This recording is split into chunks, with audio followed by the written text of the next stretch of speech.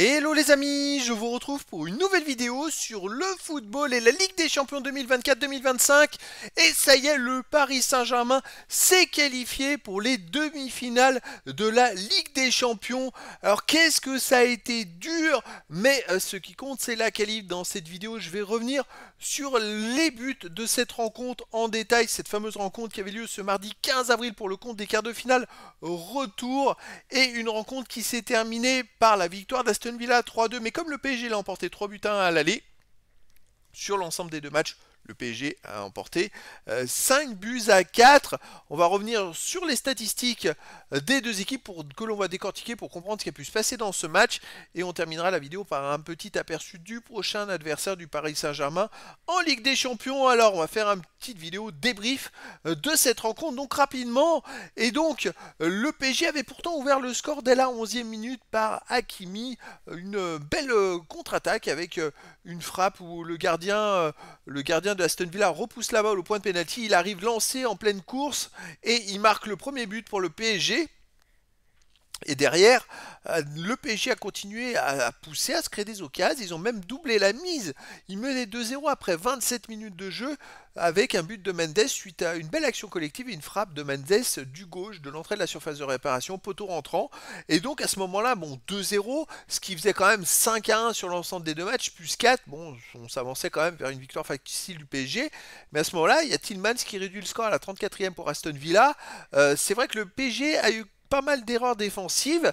Aston Villa poussait, mais c'était très maladroit. C'est comme s'ils n'y croyaient pas. Et puis ils ont fini par marquer, et à la mi-temps il y avait 2-1 pour Paris. Et alors début de deuxième mi-temps ça a été une invasion.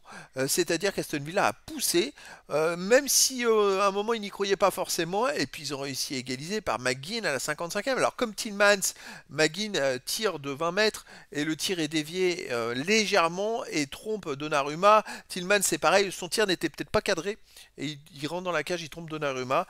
Et puis après, donc à la 55e, de partout, et puis 2 minutes après, ça a été l'invasion. C'est Konza qui marque sur une belle action collective, un centre en retrait, qui marque un tir à terre au premier poteau à la 57e. Et donc Aston Villa mène 3-2 à ce moment-là. Juste dans la foulée, il y a une occasion monstrueuse de Tielemans de la tête, et Donnarumma sort un arrêt incroyable. D'ailleurs, il a sorti 2 ou 3 arrêts assez incroyables dans cette rencontre, heureusement. Et finalement, Aston Villa mène 3-2. Le PSG a quelques, j'irais, contre-attaques, mais c'est très laborieux. Et plus le match avance, et plus c'est plutôt stressant. Et au final, c'est Aston Villa qui l'emporte 3-2.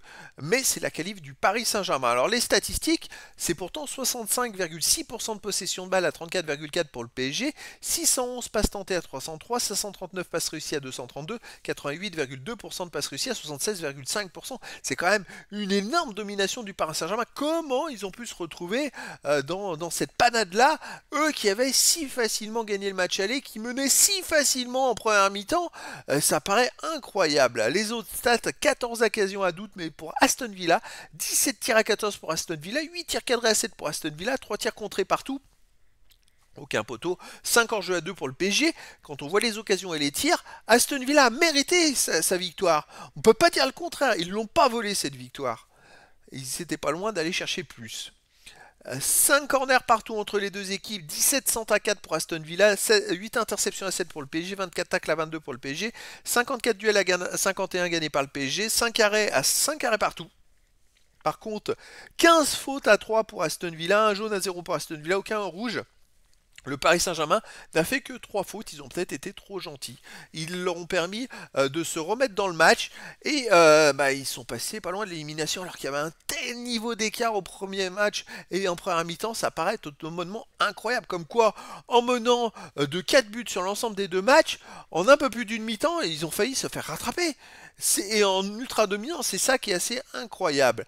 Alors la prochaine rencontre, le Paris Saint-Germain jouera la demi-finale aller, soit le 29, soit le 30 avril prochain, et ce sera à Arsenal ou au Real Madrid, en sachant qu'Arsenal a emporté 3 buts à 0 au match aller. C'est quand même bien parti pour que ce soit un nouveau duel entre le Paris Saint-Germain et un club anglais. Le PSG a déjà éliminé Liverpool, ils ont déjà éliminé Aston Villa. Est-ce qu'ils vont aussi affronter Arsenal? Ça serait quand même assez fort. Donc voilà les amis, c'était la présentation débrief du résultat en statistique du match Aston Villa contre Paris Saint-Germain.